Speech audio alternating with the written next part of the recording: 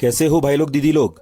आज पुनीत सर की क्लास में हम लोग पढ़ेंगे बहुत ही important topic RNA world. RNA world क्या होता है, आइए देखते हैं। एंशियंट वर्ल्ड या प्रिमिटिव वर्ल्ड या सबसे पहली दुनिया जिसमें सबसे पहली बार जो लिविंग ऑर्गेनिज्म पैदा हुए, उसमें जो आरएनए था सबसे इम्पॉर्टेंट मटेरियल था, सबसे इम्पॉर्टेंट मॉलिक्यूल था। इसीलिए उसे क्या कहा जाता है, आरएनए वर्ल्ड कहा जाता है। In primitive world RNA was major molecule and the most important molecule. That is why primitive world और एंशियंट वर्ल्ड और जो old world is called RNA world. कैसे देखते हैं कैसे आरएनए इतना इंपॉर्टेंट, इतना मेजर मॉलिक्यूल था। सबसे पहली बात आती है, RNA was the first genetic material. ठीक है, सबसे पहला जेनेटिक मटेरियल आरएनए ही था। ट्रेड एक्सप्रेशन मटेरियल भी आरएनए ही था। ठीक है, जेनेटिक मटेरियल आरएनए था, जेनेटिक इंफॉर्मेशन आरएनए में स्टोर होती थी, एक जनरेशन से दूसरी जनरेशन में आरएनए ट्रांसफर होता था। ठीक है, फिर उन ट्रेड को एक्सप्रेस कराने के लिए, उस जेनेटिक इंफॉर्मेशन को एक्सप्रेस कराने का काम भी कौन करता था, आरएनए ही करता था। ठीक है, और उसके बाद में एंजाइमेटिक फंक्शन भी कौन करता था, आरएनए ही करता था। यानी जो ऑर्गेनिज्म के तीन इंपॉर्टेंट फंक्शन हैं, तीन इंपॉर्टेंट जो काम हैं, वो कौन करता था, आरएनए ही करता था। जेनेटिक मटेरियल या जेनेटिक इंफॉर्मेशन स्टोर करने का काम, ठीक है, ट्रेड एक्सप्रेशन मटेरियल यानी कि जेनेटिक इंफॉर्मेशन से ट्रेड को एक्सप्रेस करवाने का काम, और एंजाइमेटिक फंक्शन, ये तीनों काम कौन कर रहा है, आरएनए ही कर रहा था प्रिमिटिव वर्ल्ड के अंदर। ठीक है, इसके बाद में आया, अब मॉडर्न वर्ल्ड के अंदर ये चेंज हो गए। मॉडर्न वर्ल्ड के अंदर क्या हुआ, चेंज होकर के क्या बन गया, जो जेनेटिक मटेरियल है वो डीएनए आ गया। ठीक है, डीएनए बन गया। ठीक है, आज हमारी दुनिया के अंदर मोस्टली जितने ऑर्गेनिज्म है सभी के अंदर जो जेनेटिक मटेरियल है वो डीएनए है। ट्रेड एक्सप्रेशन के लिए जो है आरएनए ही रहा, चेंज नहीं हुआ। और फंक्शनल रोल जो था, एंजाइमेटिक रोल जो था, वो कौन करने लगे, प्रोटीन करने लगे। अब प्रोटीन्स ने एंजाइम बना लिया। लेकिन आज भी कुछ एक्सेप्शन ऐसे हैं जो कि प्रूव करते हैं कि हाँ, कभी ना कभी आरएनए बहुत इंपॉर्टेंट था।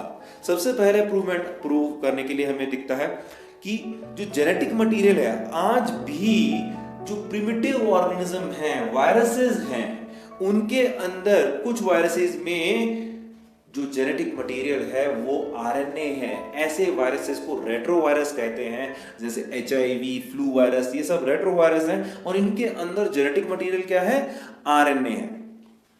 फिर ट्रेड एक्सप्रेशन में तो कोई एक्सेप्शन है ही नहीं, क्योंकि आज भी, पहले भी आरएनए ही था ट्रेड एक्सप्रेशन मटेरियल, आज भी ट्रेड एक्सप्रेशन मटेरियल आरएनए ही है।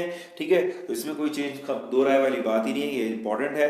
और फंक्शनल रोल की पहले जो एंजाइमेटिक फंक्शन आरएनए करते थे, लेकिन आज कौन कर रहे हैं, प्रोटीन कर रहे हैं। लेकिन फिर भी कुछ एंजाइम ऐसे हैं जो कि आरएनए से बने होते हैं, जैसे कि जब यूकैरियोट्स के अंदर ट्रांसक्रिप्शन से प्राइमरी ट्रांसक्रिप्ट या एचएनआरएनए बनता है, जिसके अंदर एक्सॉन के साथ में इंट्रॉन भी होते हैं, तो इन इंट्रॉन को रिमूव करने के लिए जो प्रोसेस यूज किया जाता है उसे बोलते हैं आरएनए स्प्लाइसिंग।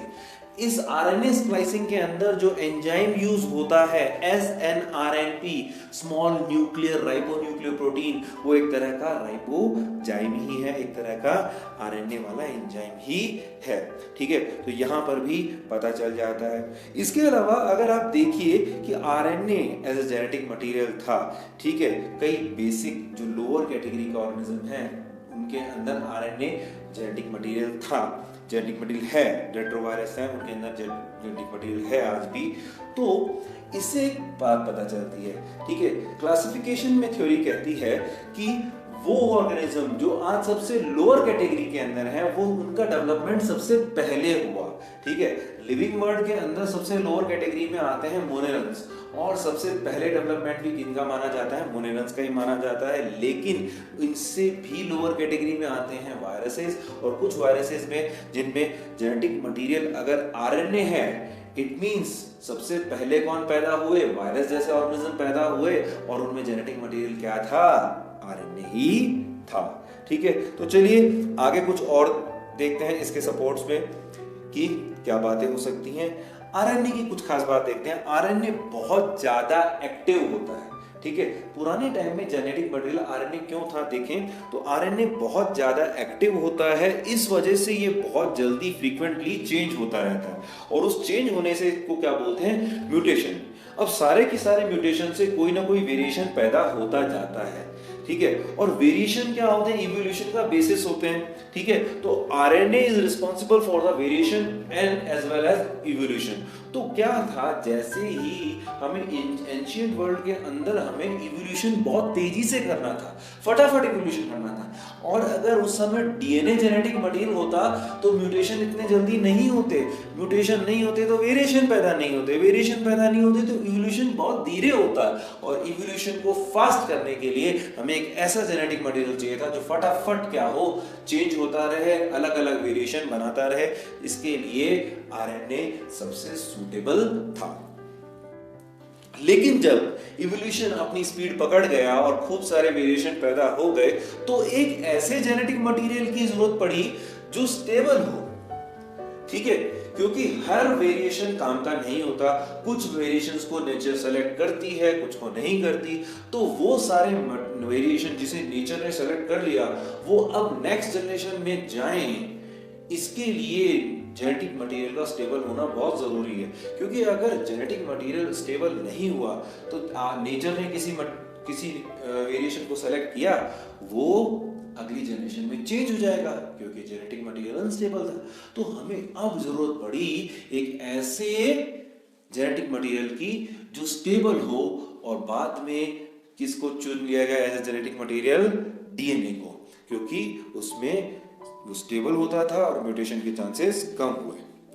अब हम कहते हैं आरएनए अनस्टेबल होता है।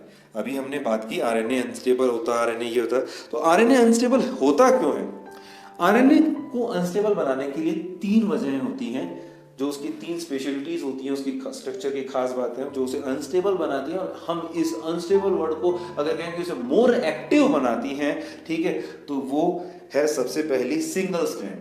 आरएनए सिंगल स्ट्रैंड होता है, डीएनए डबल स्ट्रैंड होता है। डीएनए के डबल स्ट्रैंड जो होते हैं, 2 स्ट्रैंड आपस में एक दूसरे को प्रोटेक्ट करते हैं किसी भी तरह से, हर तरह से, इसीलिए क्या होता है। लेकिन सिंगल स्ट्रैंड जो होता है वो अपने आप को प्रोटेक्ट इतनी अच्छी तरह नहीं कर पाता, इसलिए अनस्टेबल होता है। दूसरा जो होता है uracil base. Uracil nitrogenous base जो होता है, डीएनए के अंदर थाइमिन नाइट्रोजनस बेस होता है जिसका फॉर्मूला होता है 5 मिथाइल यूरेसिल, जिसके 5 कार्बन पे मिथाइल ग्रुप होता है जो इसे स्टेबल बनाता है, ज्यादा स्टेबल बनाता है। जबकि यूरेसिल में यहाँ पर मिथाइल नहीं है तो ये थोड़ा उसके कंपैरिजन में अनस्टेबल है। ठीक है, तीसरी है राइबोस शुगर, जिसके C2 कार्बन पे क्या होता है? OH होता है।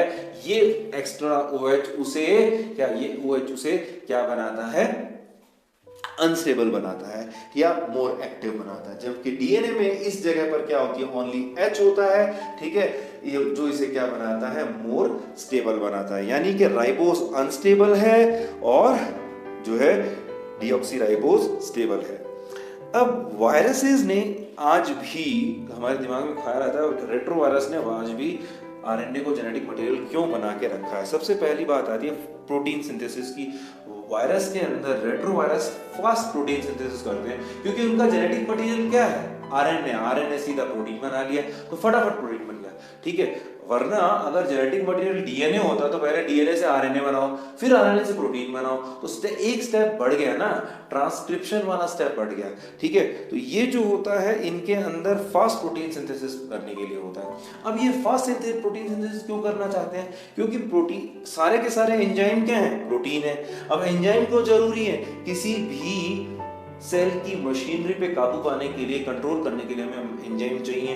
ठीक है, तो एंजाइम फटाफट बन गए तो आप किसी सेल की मशीनरी को कंट्रोल कर लोगे। और वायरस होते क्या हैं? पैरासाइट ही तो होते हैं, उनके पास खुद के तो कोई एंजाइम, कोई मशीनरी होती नहीं है, कुछ एंजाइम नहीं होता, कुछ कोई सेल ऑर्गन नहीं होता, कुछ भी नहीं होता, सिर्फ और सिर्फ प्रोटीन, कैप्सिड और जेनेटिक मटेरियल।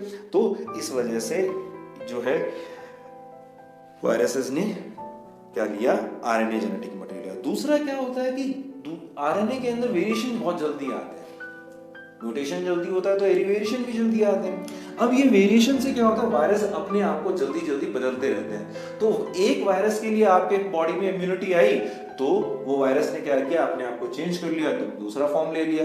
तो इस तरह से क्या होता है, ये अपने आप को अगली जनरेशन के लिए सर्वाइविलिटी बढ़ाते रहते हैं। ठीक है, समझ में आया? तो इसीलिए वायरस के अंदर क्या है, जेनेटिक मटेरियल आरएनए है।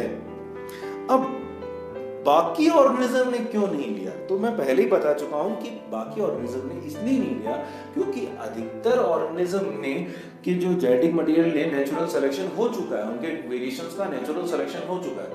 अब अगर पहले से ही आपकी नेचर आपके एनवायरनमेंट में आपके पास में ऐसा वेरिएशन है जो आपके एनवायरनमेंट में आपको सूटेबल बनाता है, आपको अच्छी तरह से रहने के लायक बनाता है, और अचानक से आपका जेनेटिक मटेरियल अनस्टेबल है तो चेंज हो जाएगा ना। फिर से पता नहीं नेचर उसे सेलेक्ट करेगी कि नहीं करेगी, कब आएगा कब नहीं आएगा। तो इसीलिए क्या है, जो अधिकतर ऑर्गेनिज्म ने DNA as a genetic material use किया ताकि उनके जो कैरेक्टर हैं, जो उनके नेचर से सिलेक्टेड कैरेक्टर हैं, वो अगली जनरेशन में आगे जाए। दूसरा क्या होता है, डीएनए से जब नया ऑर्गेनिज्म बनाना होता है तो डीएनए से डीएनए बनाना होता है, जो एक फास्ट प्रोसेस है।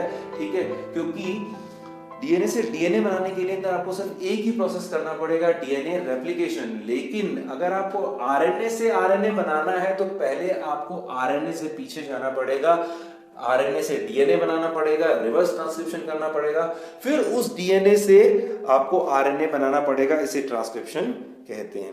तो ये क्या है, आपका आरएनए वर्ल्ड था। That's all for today. कोई भी प्रॉब्लम या डाउट होने पर मुझे यहाँ कांटेक्ट करें। Till then, keep your body strong, mind strong, and study strong.